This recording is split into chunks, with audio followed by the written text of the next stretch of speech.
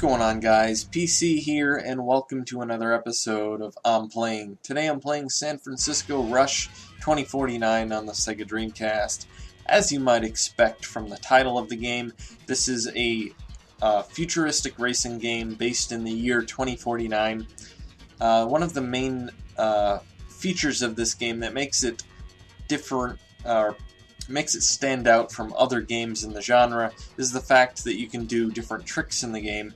Basically, you do these tricks by expanding wings from your car, which allow you to do different flip tricks in the air.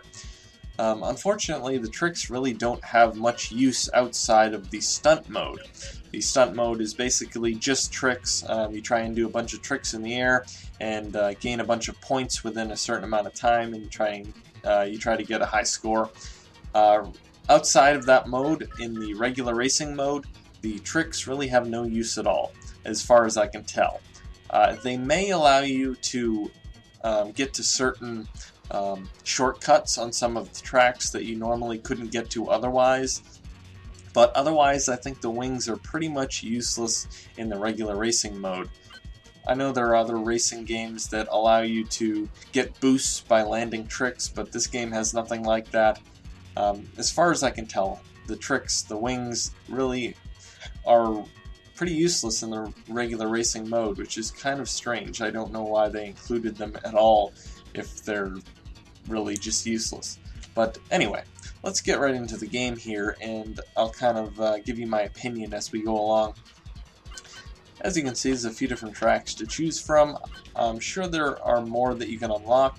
I've probably gone through about half the game, I think, in the campaign mode, or the tournament mode, or whatever it's called, the series of races that you go through. But, so I probably haven't unlocked them all. But let's start off at the Marina, do a couple laps.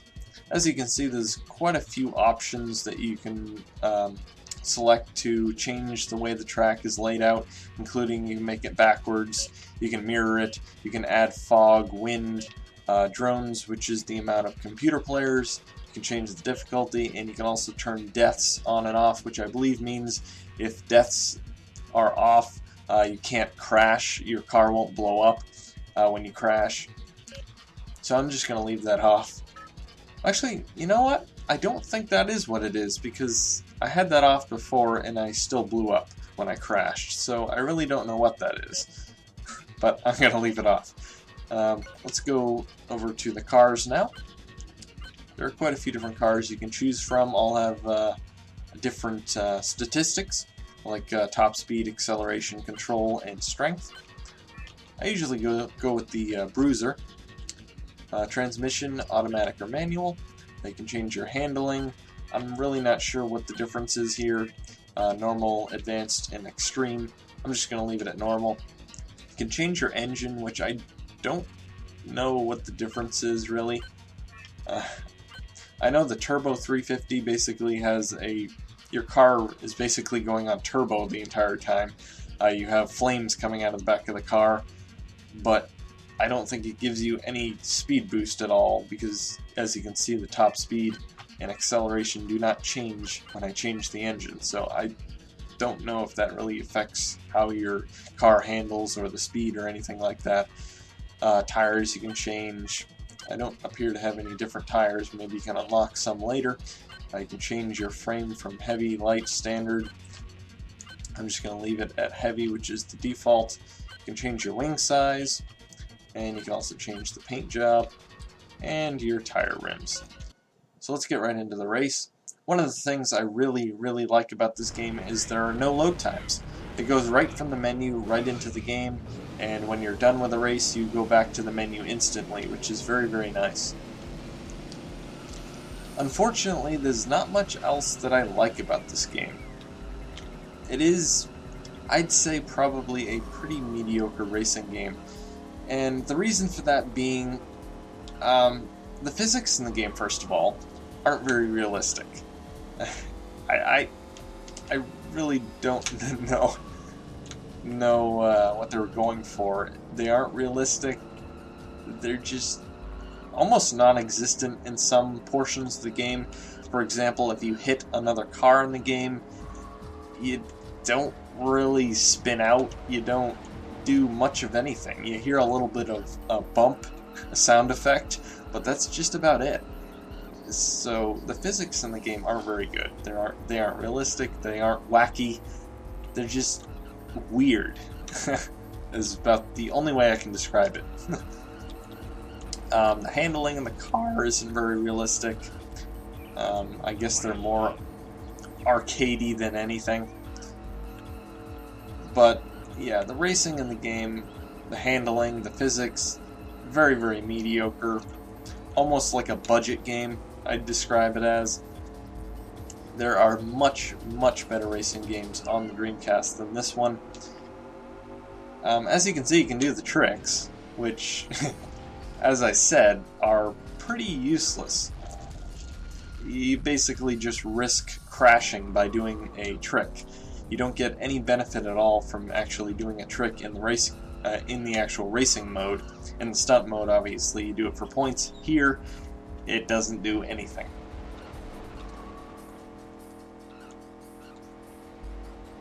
The tracks in the game aren't bad. They're pretty creative, obviously futuristic as they're supposed to be. The graphics in the game, they're decent. I've seen definitely better graphics on the Dreamcast. Metropolis Street Racer is a really, really nice racing game, looking racing game, if you want an example of one that looks really good. This one, there's some bland textures, especially on the cars. The cars, I don't think, look very good. They're pretty bland, to be honest. But overall, the graphics are maybe okay to good. Definitely not. They're definitely not pushing the Dreamcast to its limits, that's for sure. Let's go to a different track here. Let's add some fog, why not? I'll turn deaths on just to see if I can figure out what that is. I really don't know what it is. Let's go with the fastest car in the game, or at least this is the fastest car you get by default. There may be a faster one that you can unlock, but I'm not sure. But the Rocket ZX is the fastest one by default. So let's get into this race here. There are quite a few shortcuts in the game. If I can find one, I'll show it to you. Apparently putting deaths in the game puts that skull and crossbones up at the top there. I don't know what that's supposed to symbolize, but that's different.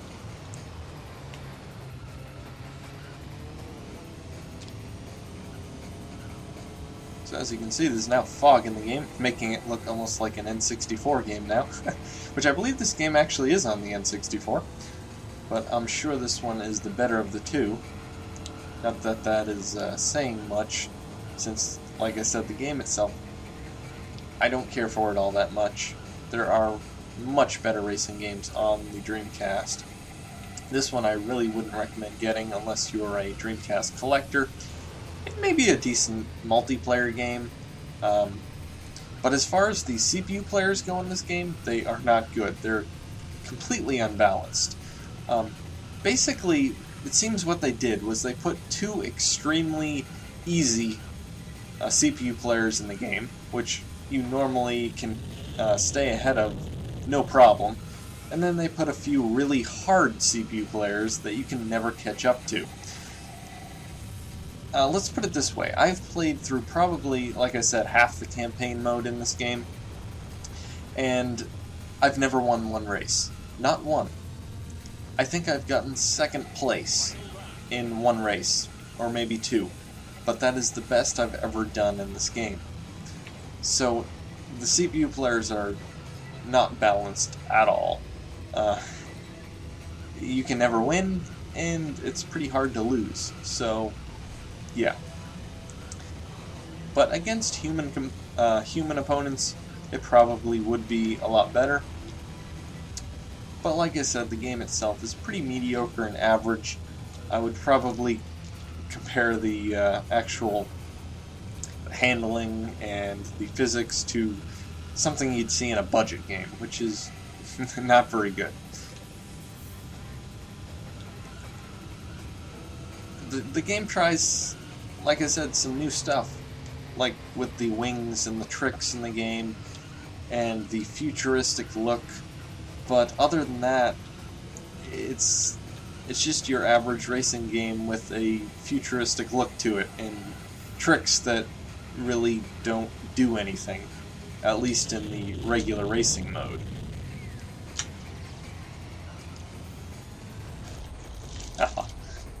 I tend to crash a lot in this game too, because your car tends to get out of control very, very easily. And apparently that is what deaths are. Apparently if you crash once, you die, and that's the end of the race.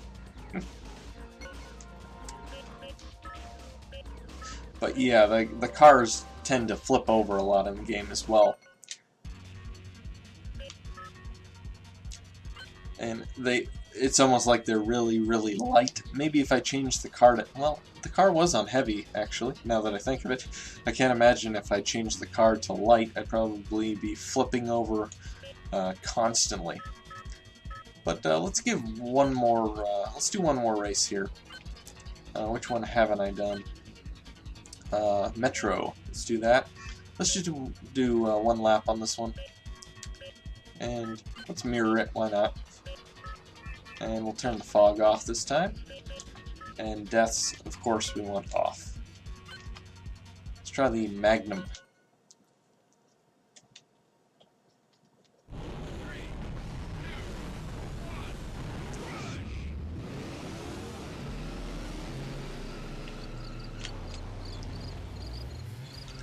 That's another thing that I found kind of cheap about this game, I guess you could say. There doesn't seem to be any way to actually drift in this game. And I crashed.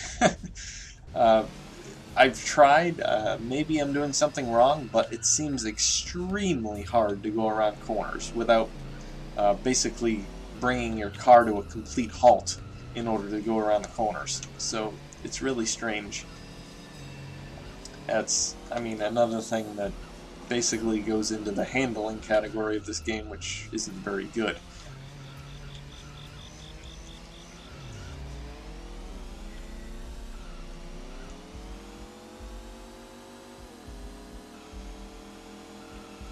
In this game, going around corners is probably most prevalent on this one because there are a lot of sharp turns to go around.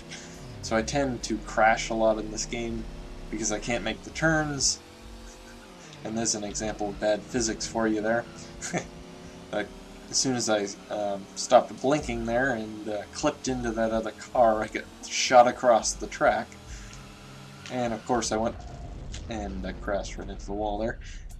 And the lampposts on the side of the road, as you might have seen, I went right through them. So I guess they weren't, or they were too lazy to actually program in any physics for the lampposts on the sides of the road.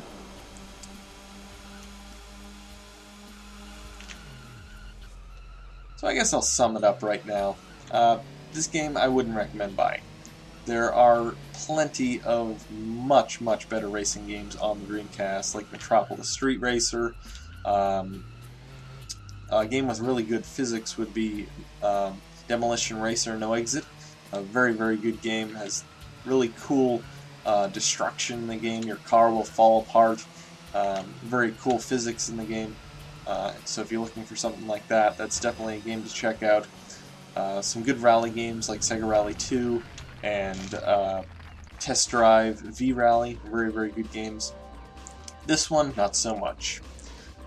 So that pretty much sums it up. This has been San Francisco Rush 2049 on the Sega Dreamcast. I wouldn't recommend it. Don't buy it.